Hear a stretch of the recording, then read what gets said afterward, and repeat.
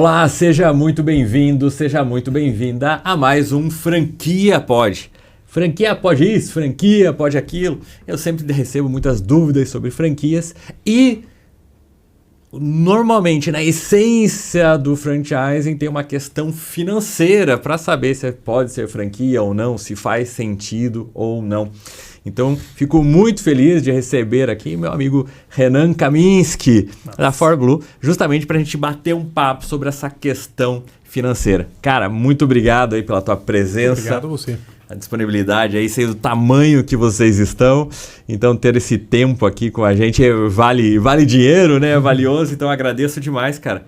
Bom, começa aí já se apresentando. Bom, para quem nunca me viu na vida, eu sou o Renan Kaminski, sócio da ForBlue. A ForBlue é uma empresa especialista em finanças e em gestão para negócios. A gente começou lá em 2009, né? Então nesse momento que a gente está gravando aí, mais de 16 anos de história, sempre crescendo. A gente começou muito pequeno mesmo. Hoje temos já um certo porte, na prática são dois negócios principais dentro da holding, né? Chamar de holding é um jeito bonito de dizer, não é tão charmoso assim na vida real. Mas então nós temos a ForBlue, que é a empresa de educação, consultoria, mentoria em gestão, em finanças para negócios. E a gente tem o Yampa, que é o nosso software financeiro, né, nosso software de controle financeiro e fluxo de caixa, que surgiu como um produto e depois se tornou uma outra empresa. E a gente tem uma visão também de ter outros negócios dentro do grupo, mas ainda é um projeto que está pausado temporariamente. Legal, cara, muito bacana.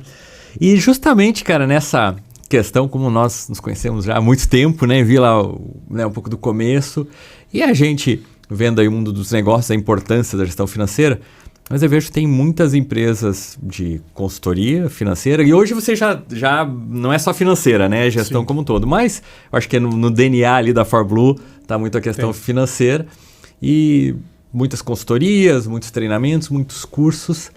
E o que você atribui o sucesso da ForBlue? Porque eu tive também o prazer, a honra de palestrar no evento de vocês, que foi fantástico, né? Gente do Brasil inteiro vindo para um evento realmente coisa de cinema ali. E impactante demais você imaginar que uma empresa de consultoria, de treinamento, de gestão consegue ter um evento, um porte desse tamanho e atrair tantas pessoas. Qual que é o segredo aí da ForBlue? Boa. Cara, esse início desse ano, uma colaboradora nossa fez uma pergunta que ninguém nunca tinha feito pra gente, que ela perguntou: vocês já pensaram em desistir? Que a gente contou um pouco da história, né? E, você sabe que empreender é muito difícil, altos e baixos, começa muito pequeno. Ela perguntou: vocês já pensaram em desistir? E aí a gente falou: sinceramente não. E naquele momento, né, me veio o estalo, e curiosamente pro meu sócio também, que no final dos contos, a gente sempre teve um plano claro. A gente sempre teve uma visão de futuro, sabe? O que a gente vai fazer? Para onde a gente está indo? Qual é a nossa meta? Qual é a nossa direção? Desde que a gente começou muito pequeno até hoje, a gente sempre teve um plano claro. Então, sempre tem momentos, né, onde está muito difícil, onde você não está batendo a meta, mas a gente sempre tinha uma clareza de direção. Então, acho que isso faz muita diferença, né? Principalmente quando você olha a médio e longo prazo. Então, ter para onde que eu estou indo? Qual é a nossa meta, né? Aqui tô no meio do mar turbulento, da tempestade perfeita, tá tudo dando errado, mas eu tô focado aqui no próximo passo, né? Para lá que a gente tá indo. Então acho que isso foi uma coisa certa que a gente fez desde o início. Outra coisa, das poucas coisas certas que a gente fez desde o início, tá? Foram bem poucas coisas corretas desde sempre. A parte financeira, né? Eu sou formado em contabilidade, meu sócio em economia, a gente sempre teve, como você falou, tá no DNA da ForBlue o financeiro, mas a gente sempre, desde o início, o controle financeiro bem certinho, separação das contas, fluxo de caixa, lucro, né? Então, ter a clareza dos números é muito importante e às vezes, a gente pega hoje, até hoje, empresas com 20 anos, 30 anos e o sujeito aí não sabe o próprio lucro, não sabe a própria receita, né? Tá perdido nos próprios números, mistura as finanças. Então, você está trabalhando cego, né? Completamente cego. Então, a parte do controle financeiro a gente sempre teve muito bem feito e por um motivo ou por outro a gente sempre foi muito consistente. né? Eu acho que por causa dessa questão do plano, a gente sempre foi consistente. Cara, continua. Simplesmente continua. Então a gente vê que muito empresário, ele vai, aí tem meia dúzia de problemas e desiste, e volta atrás, ou tem anos que são muito ruins, e não só por causa de mercado, mas porque a pessoa perdeu o foco, né? Então acho que a gente consegue ser bastante consistente ali nas ações, né? No trabalho, sem se desfocar demais.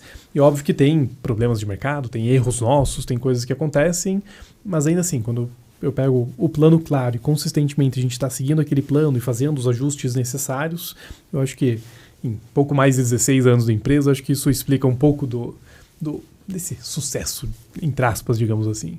Cara, muito legal.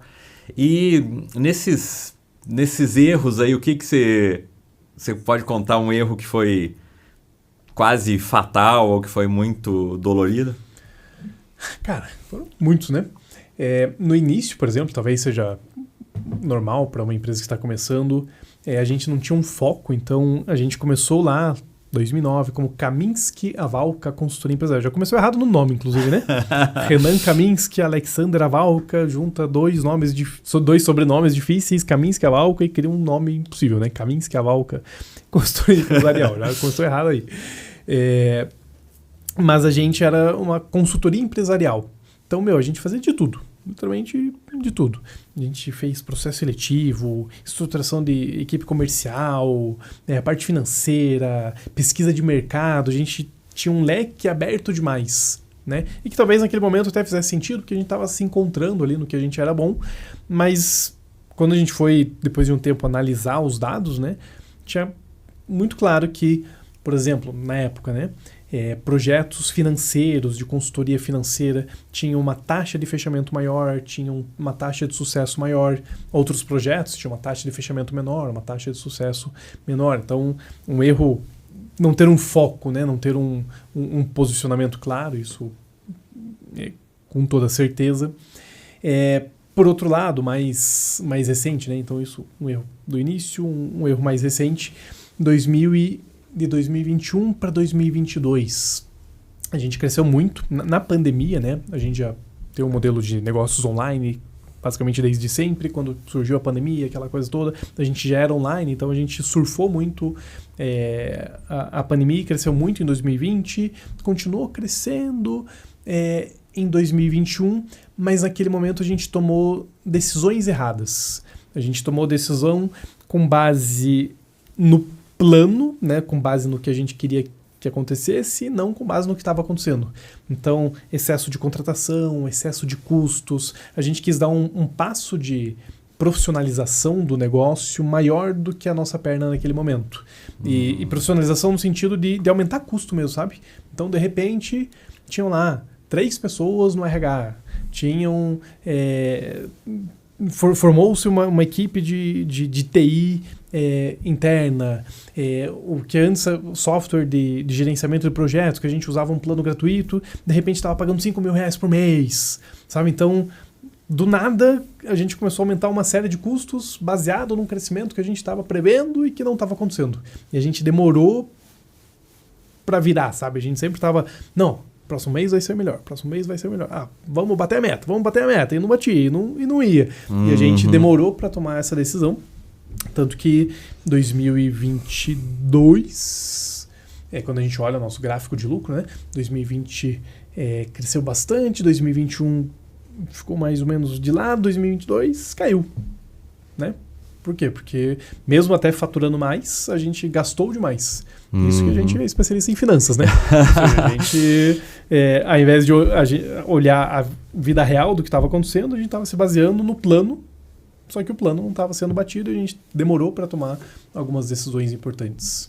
Cara, interessante, hein? Interessante. Mesmo, né, com o conhecimento técnico, às vezes, né, no dia a dia... E depois até fazendo a análise, né? E talvez seja o caso de muitos aí, até clientes seus, né? O pessoal que abre franquia.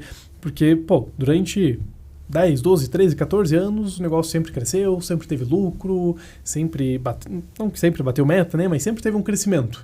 Então, na tua cabeça, você forma eu sou foda, caramba. Eu sei o que eu tô fazendo. Eu sei o que eu tô fazendo. Só que você pode até saber o que está fazendo, mas não necessariamente está dando certo, né?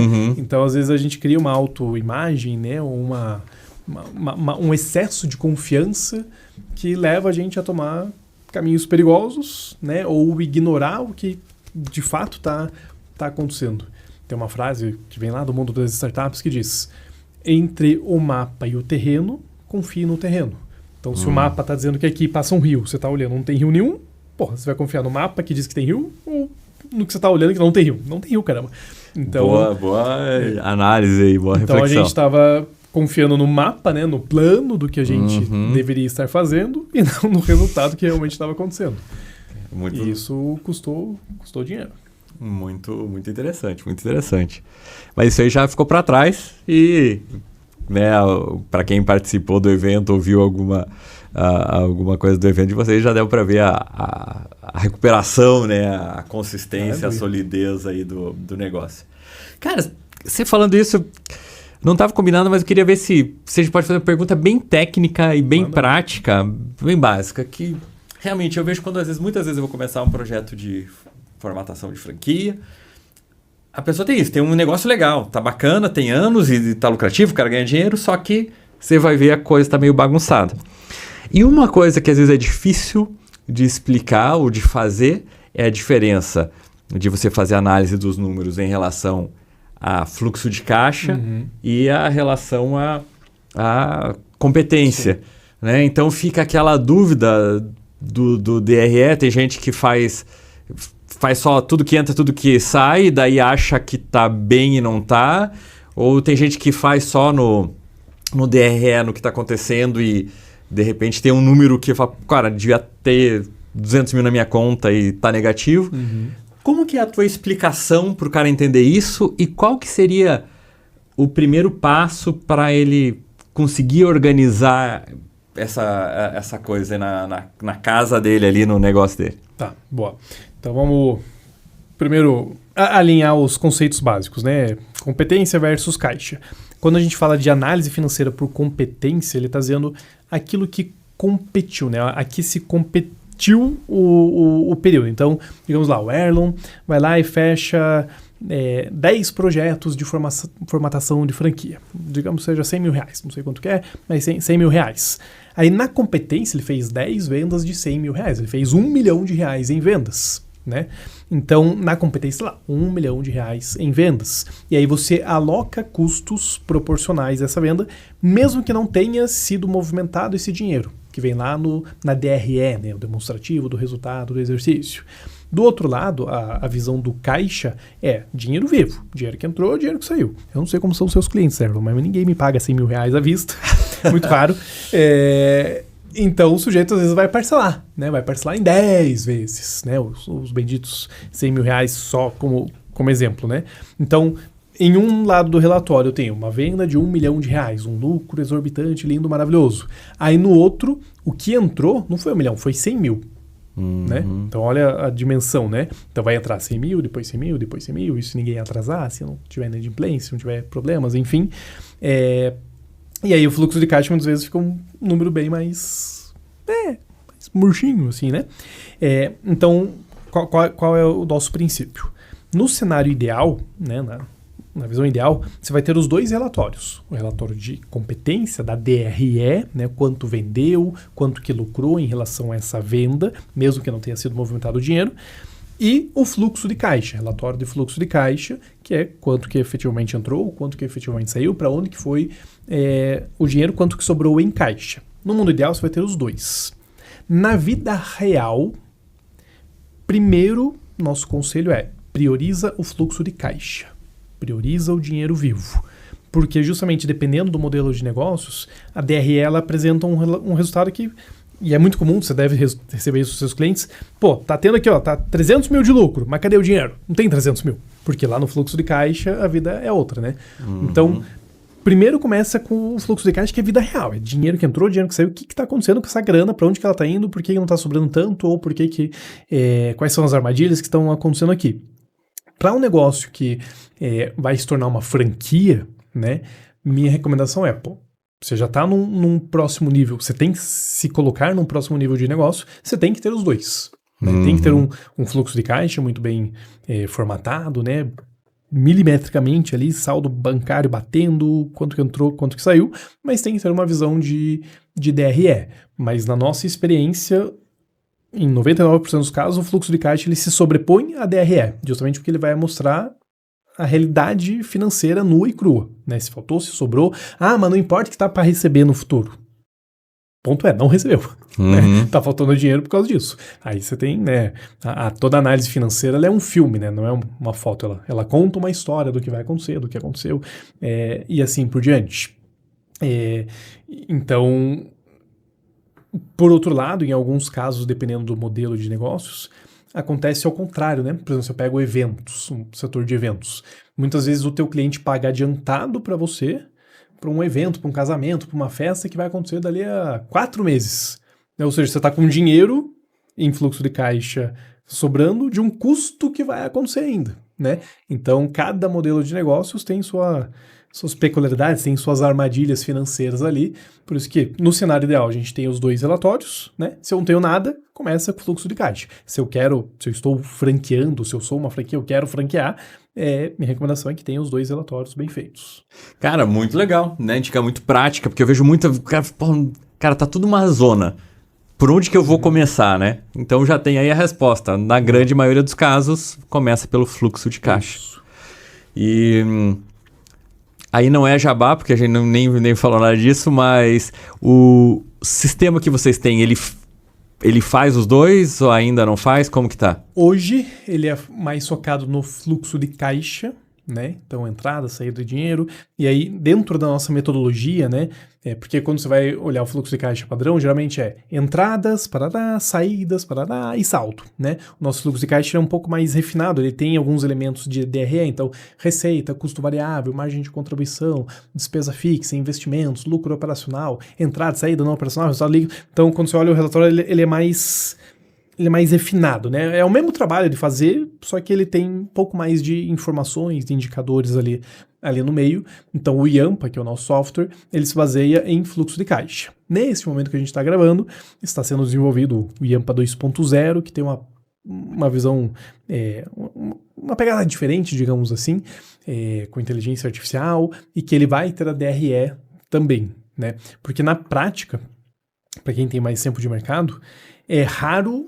É engraçado, né? Que parece que é simples, mas daí quando você vai desenvolver sistema não é tão simples. É raro o sistema que faça as 2 coisas bem feitas, né? Que faz a DRE, que faz... Então, por exemplo, o sistema vai lá, faz o frente de caixa, o controle de estoque, o controle da venda e faz o controle financeiro bem feito. É raro acontecer isso, né? O Yampa, no momento de hoje, ele faz o controle financeiro, para mim, de forma que nenhum outro faz igual. Mas aí a parte da DRE, do controle de estoque, etc., ele já não entrou na prioridade. Nessa nova versão vai ter.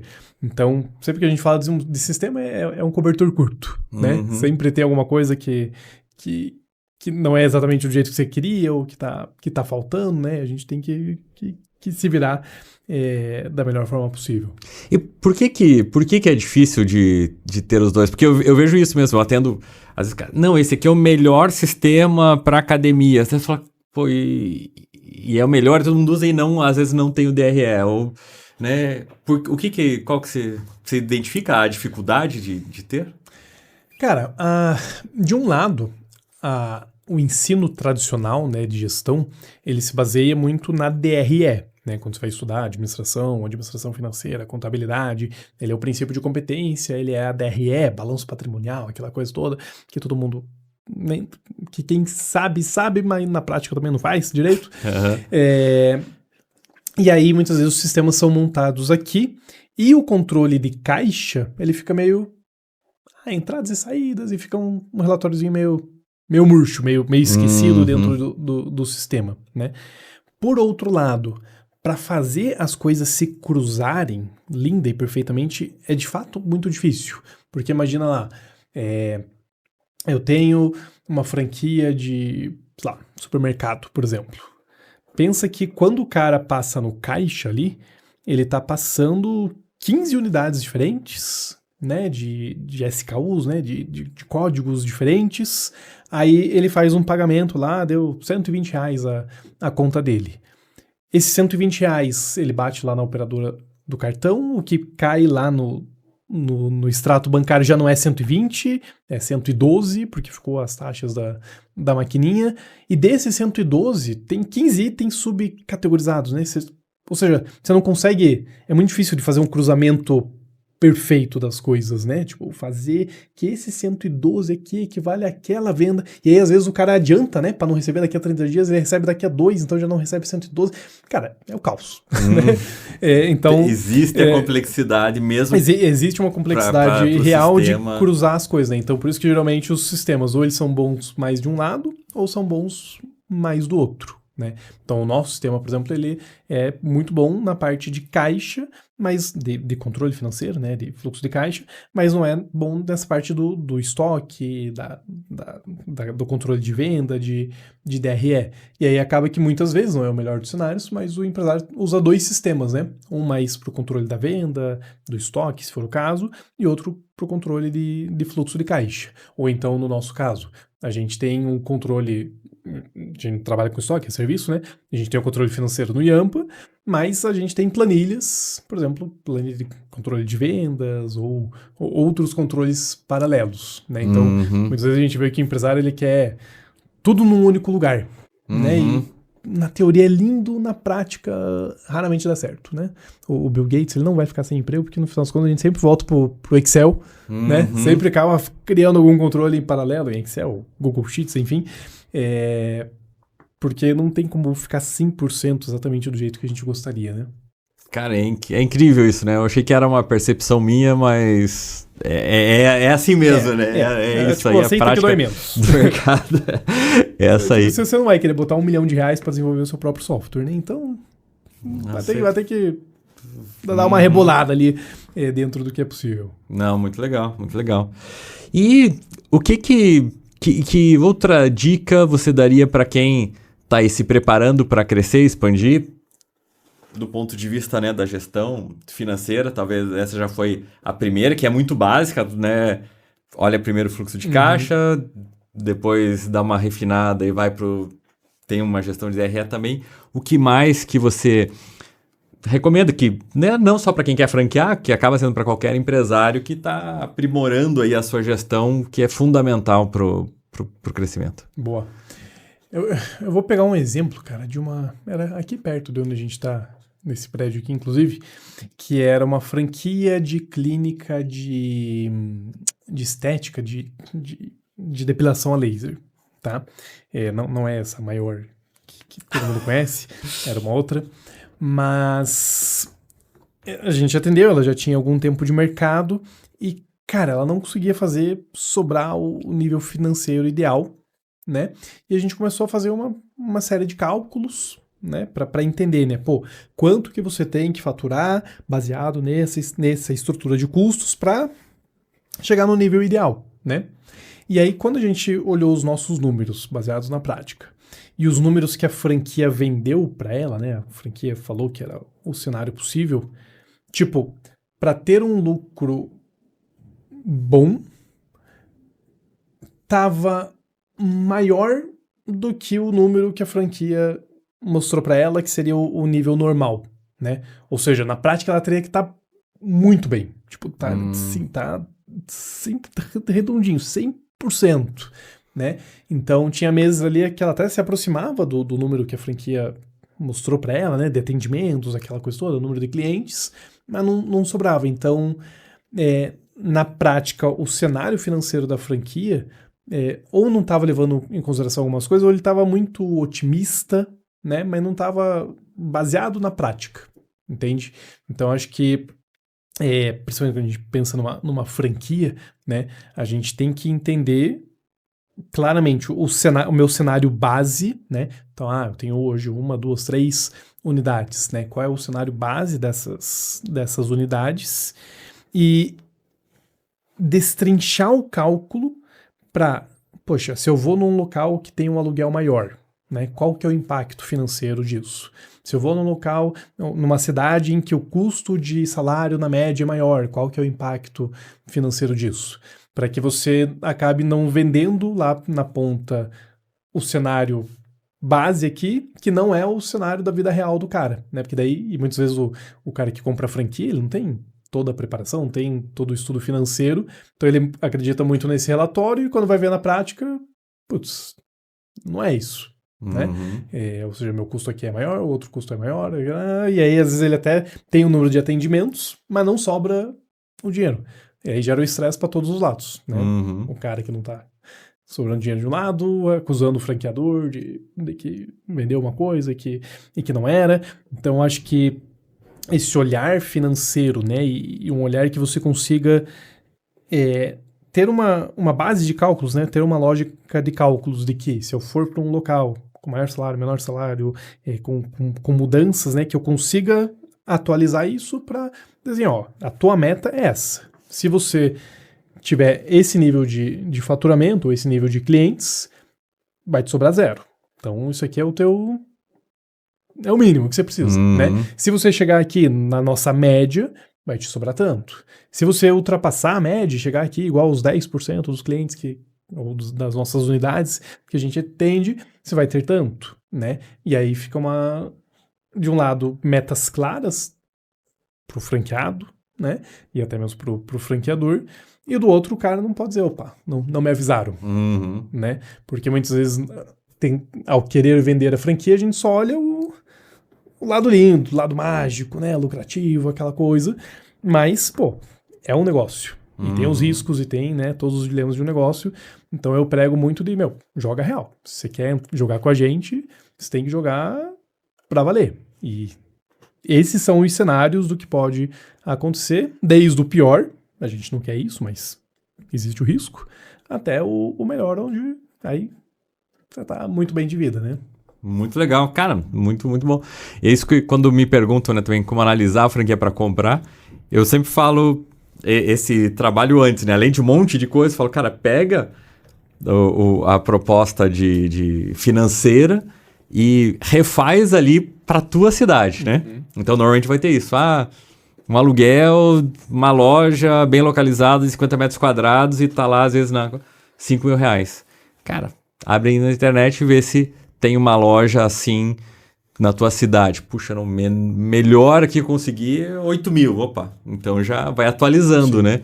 Que é uma coisa para você se precaver de entrar numa fria. Pro franqueado, por mais que eu recebi os royalties, né? O risco é dele. Mas você não quer que o teu franqueado... Pro franqueador, desculpa. Pro franqueador ele vai receber os royalties, ele sabe que o risco tá do outro lado, mas ele não quer que o cara feche. Não, com né? certeza. É muito ruim pra marca como um todo, né? Então não adianta você se emocionar e fazer uma venda baseado num número que o cara não vai alcançar, né? Tipo, tá dois cegos conversando, entrando no meio do tiroteio, não vai dar certo. Cara, perfeito. Bom, aproveitar que a gente está falando até dessa questão, agradecer nossos patrocinadores da Space Hunters. Até o podcast deles é Lugar é Lucro, porque justamente a localização do local perfeito, o local adequado, faz muita diferença. Né? Então você analisar, acho que você vê isso aí também com os seus clientes, né? Errar o ponto ou a diferença de uma quadra para outra, quando a gente fala de varejo, né? Uma esquina ali muda tudo, né?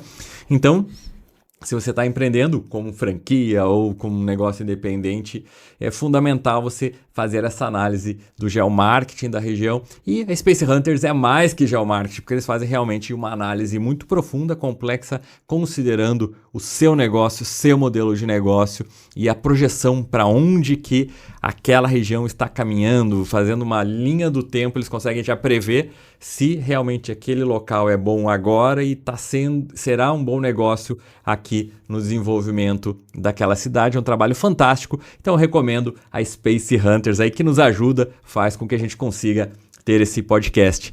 E, cara, como você trabalha bastante com muitas empresas, você deu um caso aqui de um cliente de vocês que era franqueado. Então, você atende bastante franqueados aí, unidades que...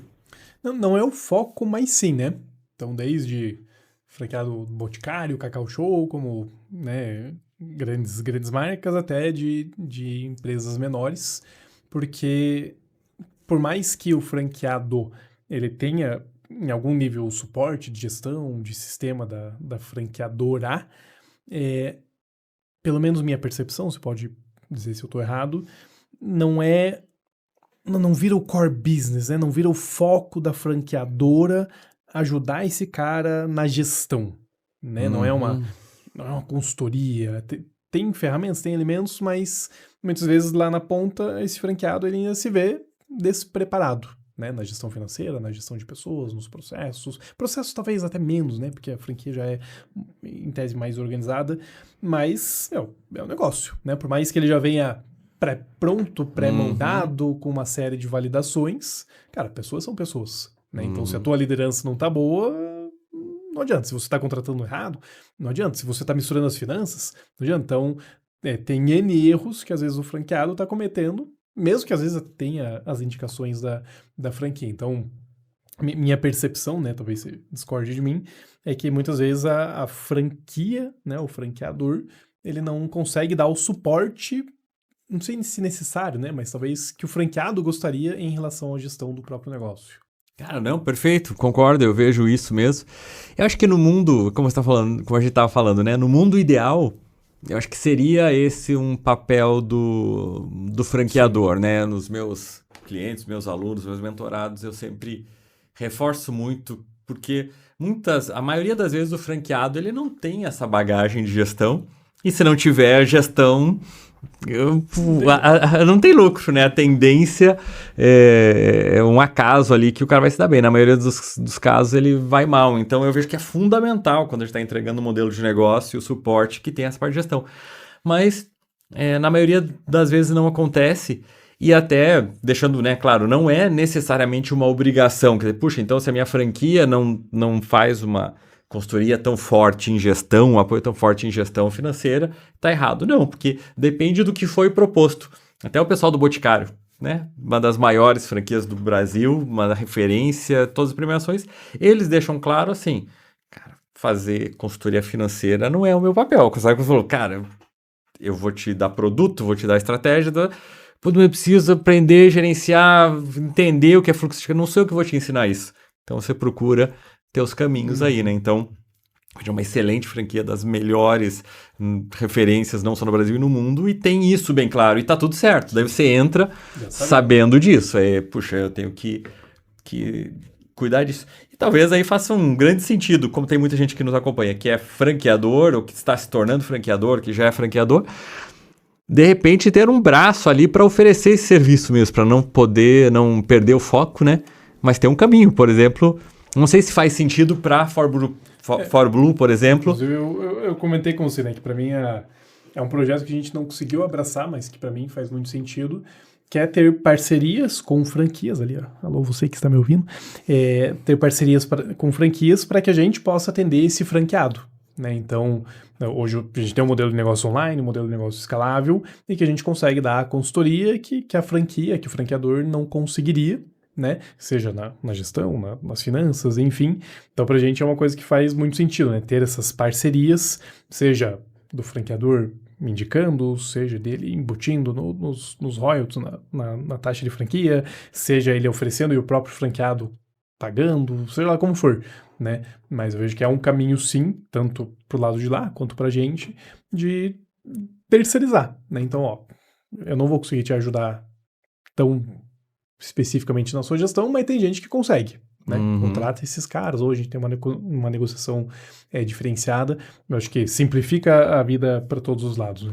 Cara, eu acho que faz muito sentido essa conexão aí, porque realmente o franqueador, por maior boa vontade, às vezes ele teria que desenvolver todo um know-how, um braço, talvez ele até saiba fazer muito bem para a empresa dele, porque ele cresceu, ele está franqueando, porque ele aprendeu e ele conseguiu fazer mais para você ensinar, para você conduzir, porque tem uma questão, eu adorei também no Moleskine ali que eu ganhei, né, de vocês, que vocês colocam uma frase, não lembro exatamente, mas que é o óbvio que Ninguém faz. Não sei se você lembra a frase.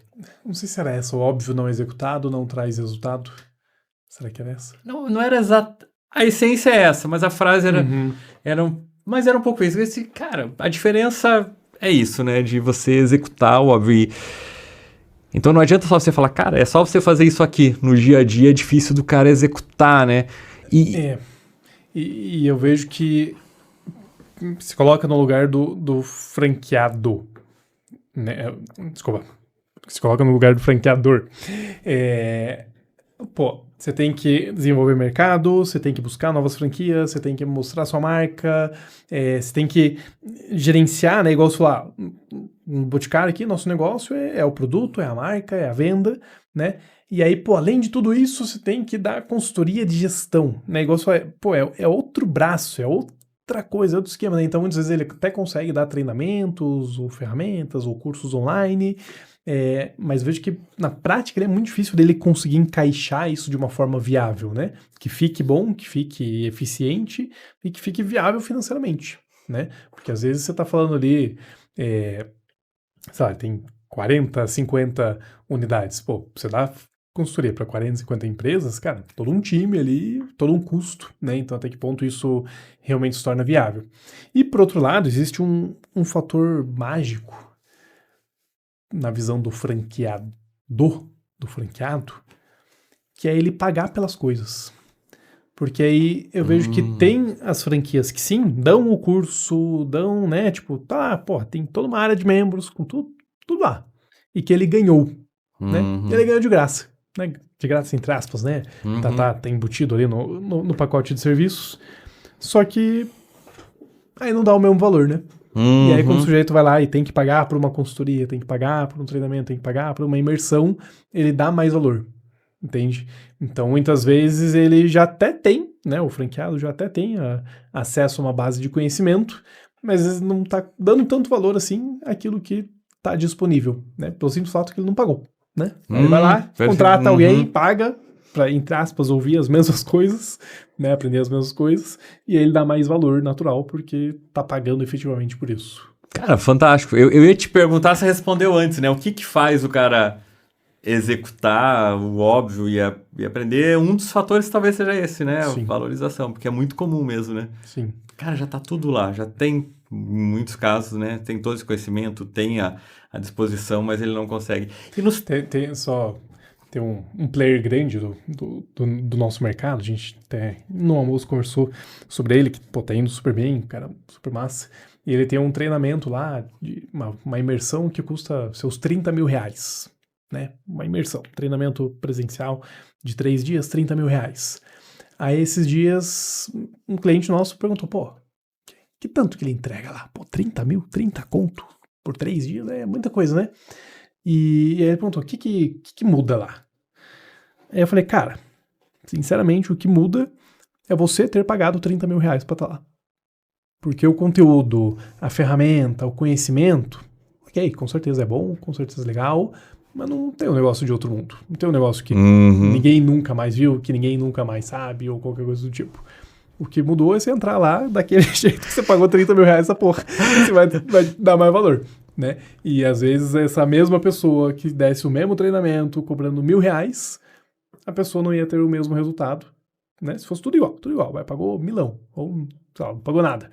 Não ia ter o mesmo resultado pelo simples fato que não pagou por isso, né? Então, a gente não é óbvio, né? Mas quando a gente investe em algo, naturalmente a gente dá mais valor. E às vezes você está tentando resolver problemas da sua vida só com o conteúdo gratuito, só com o podcast aqui do Erlon. Quando se contratasse porra do Erlon, já tinha resolvido o negócio, né? Não pelo conhecimento novo necessariamente, óbvio que tem, mas também pelo nosso compromisso, né? E aí é entender a lógica humana. Não adianta, você jamais vai se comprometer tanto quanto quando você paga pro negócio, né?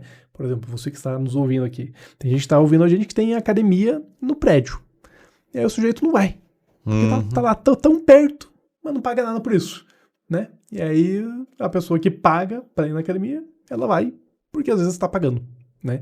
Então tem um pouquinho de psicologia humana aí que quer não faz diferença.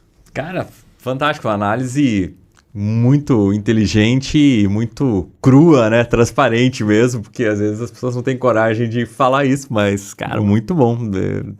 Tem total sentido, total fundamento. E falando, eu achei muito inteligente essa tua percepção e queria ver se tem mais alguma coisa pensando assim, puxa, mas vocês têm muitos clientes, muitos alunos, mentorados, e enfim e tal. E eu não sei, mas eu acredito que talvez nem todos executem mesmo pagando. Com certeza. E o que você acha que falta ainda? Qual seria a dica, já pra gente, já estamos aqui, passou voando aqui a nossa conversa, mas já pra gente ir encerrando assim de uma forma muito profunda, talvez para ficar uma reflexão. Puxa, tem gente que mesmo pagando não consegue executar, não consegue colocar em prática o que ele tem acesso ali de informação, de conhecimento. Você consegue identificar o que falta e o que faz a diferença do cara que pega e executa e... Boa. Cara, acho que tem alguns fatores aí, tá? Nesse mesmo evento que você palestrou lá pra gente, eu conversei com uma cliente que já tinha sido do programa, né, do Máquina de Lucros, que é essa nossa consultoria que você palestrou lá. Ela já tinha sido, aí ela saiu, aí agora ela voltou. E aí ela falou assim pra mim, Renan, eu acho que naquela época eu não tava, foi, sei lá, 1 ano e meio antes, eu não tinha a maturidade para entender que eu precisava fazer o que tinha que ser feito. Porque muitas vezes, mesmo pagando, é desconfortável mexer no financeiro, é desconfortável melhorar a gestão, é desconfortável, tipo, não são coisas naturais, né? E geralmente aquilo que a gente mais empurra com a barriga, que a gente mais nega, que a gente mais se enrola, é o que o negócio mais precisa. Né? Pô, nossa, eu odeio financeiro, não faço financeiro, não sei o que lá do financeiro, nossa senhora. Geralmente a pessoa que tá mais enrolada no financeiro, né? E ela vai empurrando com a barriga, que é justamente o que ela mais precisa. Então eu acho que um elemento talvez seja essa maturidade de ter o autoconhecimento, de entender. Ok, eu não gosto dessa porra, mas eu tenho que fazer, porque se eu não fizer, não vou ter o resultado que eu quero. Né? Por outro lado, parece simples, na verdade é simples, mas é muito poderoso, que é o simples fato de você bloquear a tua agenda para executar aquele determinado projeto, né? Seja do curso que o sujeito comprou e assistiu o curso, né? Seja de executar a consultoria, seja lá do que for. Então a nossa recomendação é sempre, pega 2 horários na sua agenda. Quarta, 8 horas da manhã e sexta, 7 horas da noite, não sei. E bloqueia, literalmente, você coloca um bloqueio lá recorrente e, cara, você não faz mais nada a não ser aquele projeto, porque a vida do empresário é corrida, né? A gente sempre tem coisas e aquele dia que começa, nossa, hoje eu tô todo com o dia livre. Começa a aparecer. Então, se você literalmente não bloquear a agenda, você não vai conseguir executar, né? Você não vai conseguir dar andamento naquele determinado projeto ou conhecimento, enfim. Então, de um lado, a maturidade, do outro lado, o bloquear a agenda, e muitas vezes faz diferença também você ter uma segunda pessoa junto com você. Seja um sócio, seja um líder, seja um braço direito, alguém que abrace o projeto junto com você, né? E aí muitas vezes o mal do empresário solitário, o mal do empresário centralizador, que ele quer fazer tudo, resolver tudo sozinho, né? Quando se ele pegasse um funcionário mesmo, aquele funcionário mais destacado, aquela pessoa que você vê que tem um potencial de liderança e falasse, a gente tá entrando nesse projeto junto, a gente tá entrando nessa consultoria junto, e a gente precisa fazer acontecer e eu preciso da sua ajuda. Cara, possivelmente essa pessoa vai puxar mais você do que o contrário, né? Porque ela tem menos coisas para fazer, e isso entrou como um projeto novo para ela. Ela vai falar, porra, que massa esse projeto. Para você, um projeto novo é tipo um dos outros 800 que você já tem. Né? Então, talvez colocar essa segunda pessoa, né, seja um sócio, seja um funcionário, faça muita diferença. A gente contratou uma consultoria recentemente e quem entrou junto comigo foi uma colaboradora. E, cara, ela entrou com sangue nos olhos. Tipo, executou de uma forma que eu mesmo jamais executaria, né? Sendo uma colaboradora. Então, às vezes a gente tá querendo fazer tudo sozinho quando a ajuda tá ali, né? Tá ao seu alcance, só que você simplesmente não pediu pra ninguém.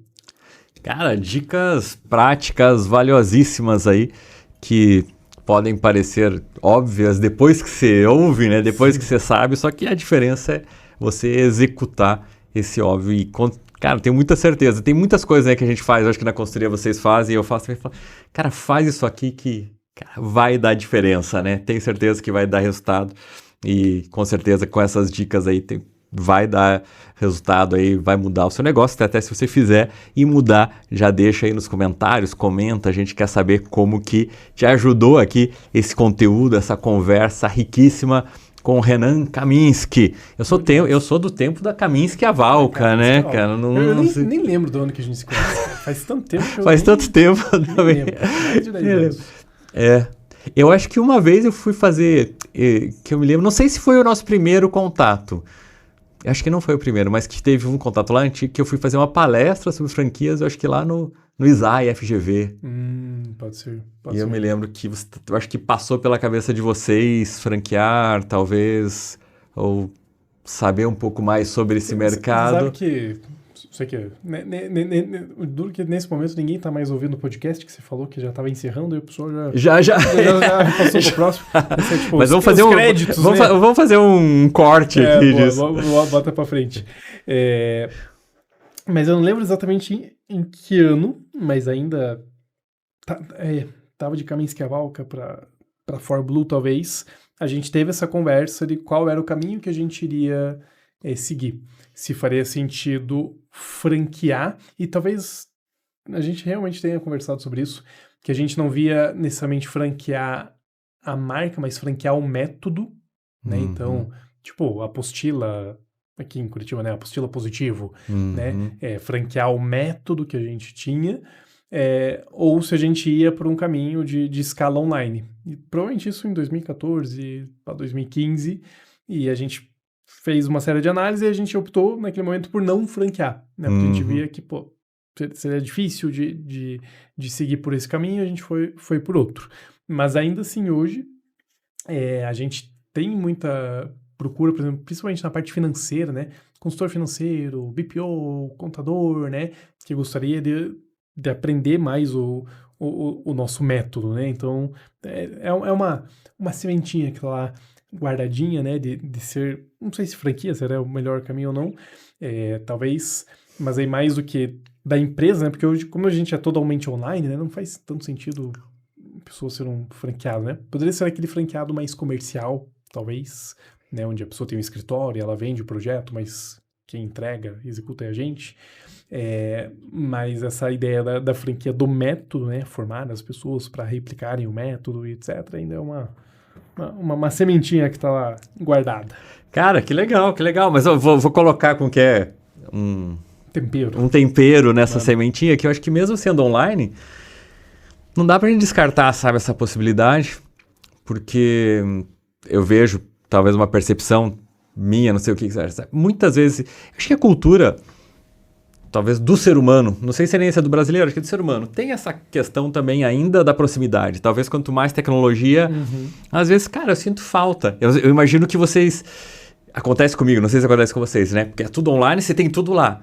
Mas eu queria que o Renan fosse na minha empresa. Sim. Ou eu queria que alguém da ForBlue fosse lá na minha empresa. Cara, mas eu posso ver tudo online. Mas nós somos seres humanos, a gente quer isso, né? Essa proximidade. E ainda mais brasileiro. Então, de repente, um modelo de franquia que realmente você tenha pessoas que vão aplicar a metodologia, vão seguir exatamente o que vocês falam, mas vão poder estar lá com o cara. Sim. Eu acho que é um caminho. Tem, né, a gente vê às vezes agências de marketing digital, cara, é tudo digital, é tudo online, mas eu tenho franqueados. E tem o franqueado, tem modelo tanto do franqueado que ele executa, então eu sou franqueado e a franqueadora traz muito cliente, que talvez, por exemplo... Puxa, a ForBlue é tão grande, vocês fazem tão bem o marketing, traz muito cliente, mas, cara, eu não consigo ter um cara para ir na tua empresa. Puxa, mas eu posso ter um franqueado que executa, né? Ou ao contrário, o franqueado pode prospectar, puxa, mas vou fechar com o negócio com esses caras só online. Não, eu queria saber um pouco mais, eu queria ter mais confiança, né? Ter o last mile ali, essas últimas milhas para fechar um contrato grande, talvez com um tipo de perfil de empresa, ele pode fazer ou comercial ou a execução. Talvez refletir aí sobre o modelo de negócio. Viu? Por isso que a gente deve Todo mundo precisa de mentores, que às vezes uma visão de fora já te traz alguma coisa que você não estava pensando. Bom demais. Isso aí, legal, cara. Quem sabe, ó, vamos conectar aí outras coisas ainda no futuro. Cara, muito obrigado. Valeu mesmo, foi muito rico.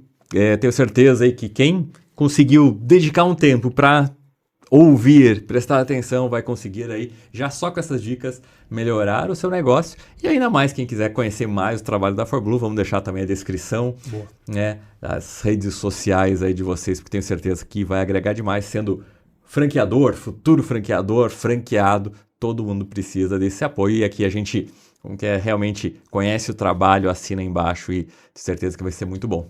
Mas, bom demais. Valeu, cara. Brigadão. Até o próximo Franquia Pod. Valeu.